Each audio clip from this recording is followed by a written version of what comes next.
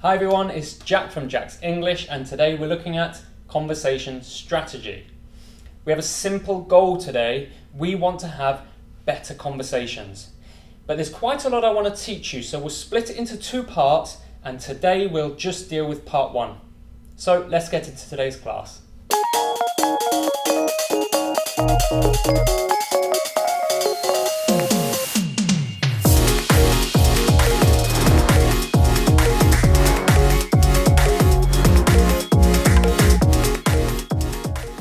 In a conversation, there are normally two people. There's the conversation partner and you.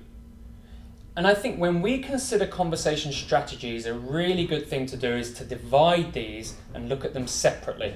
So we're going to look at strategies for when the conversation partner is speaking to us, and then also strategies for when we are speaking to the conversation partner.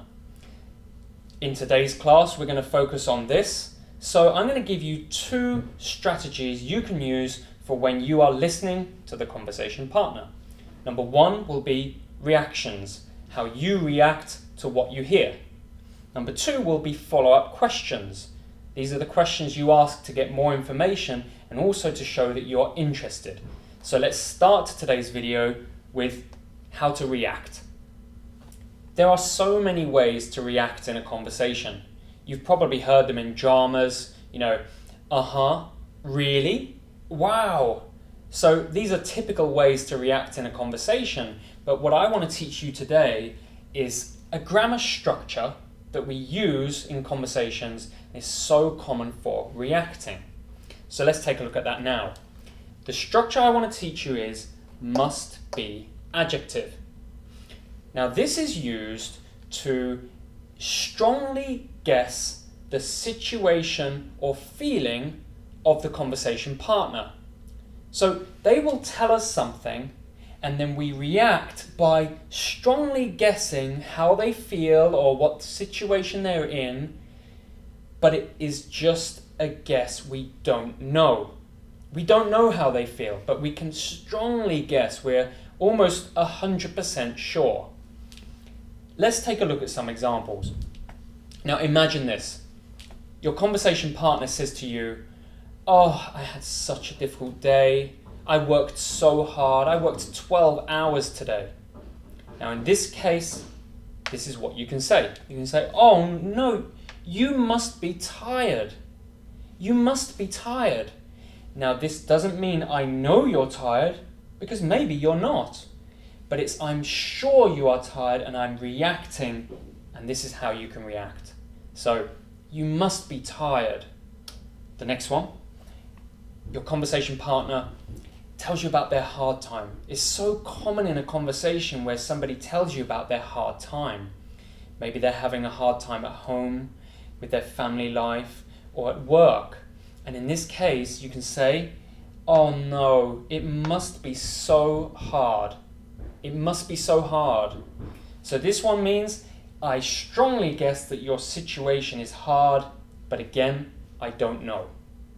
Now this is great for reacting about some situation or feeling in the present, but sometimes that situation or feeling is in the past, so we must change to must have been adjective.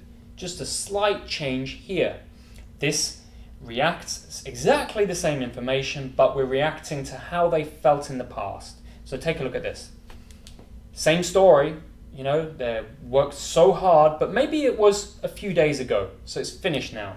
So at that time, you must have been tired. Same thing here, they had a hard time, maybe at the weekend, or last week, or last month. So it must have been so hard.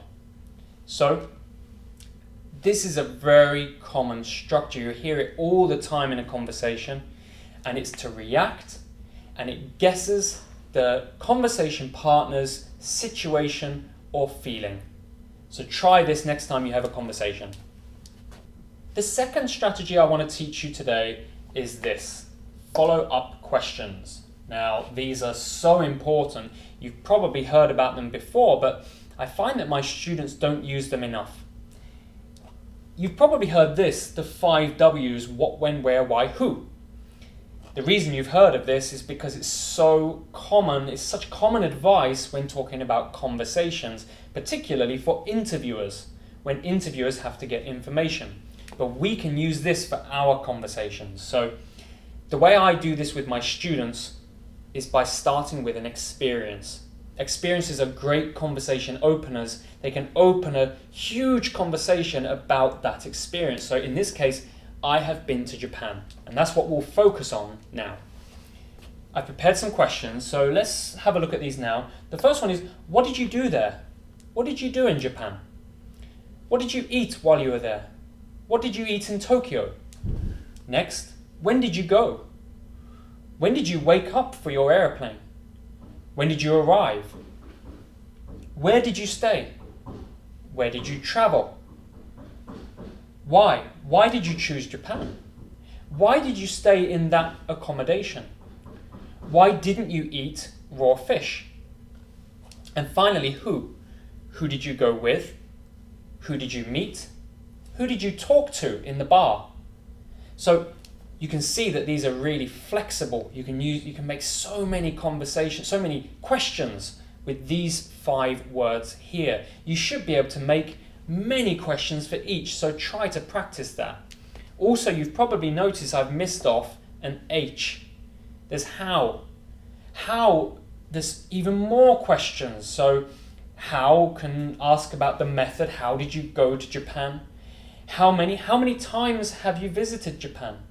How long? How long did you stay there? How long did you visit Tokyo? So these are great questions, and they're follow-up questions. And the purpose of this is not only to get more information for us, but very importantly, it shows to the conversation partner that we are interested, we're listening. So it has the same role as the reactions.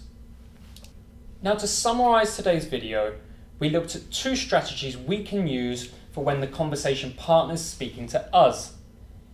We started off with reactions, and we looked at must be adjective. This is used to give a very strong guess about the speaker's situation or feeling. So we looked at the sentence, you must be tired. You must be tired. And that means that I strongly guess, I'm certain that you're tired, but I don't know. We also learned that we can use this in the past and use must have been adjective. So you must have been tired. So this is used to guess the situation or feeling in the past. We also learned follow-up questions. Now, that's fairly easy. It's a concept you've probably learned before, but make sure you're comfortable making the question structure and to have a variety of questions that you can use in conversations in the future. So that's the 2 things I'm teaching you today. Next lesson, we're going to go to part 2, and we're going to learn how we can speak to the conversation partner and the things we can say to make ourselves more interesting. So I hope you enjoyed today's video. If you have any questions, please ask below, or if you want to practice any examples, I will check and give you feedback. Okay, have a great day. I'll be back very soon with part 2.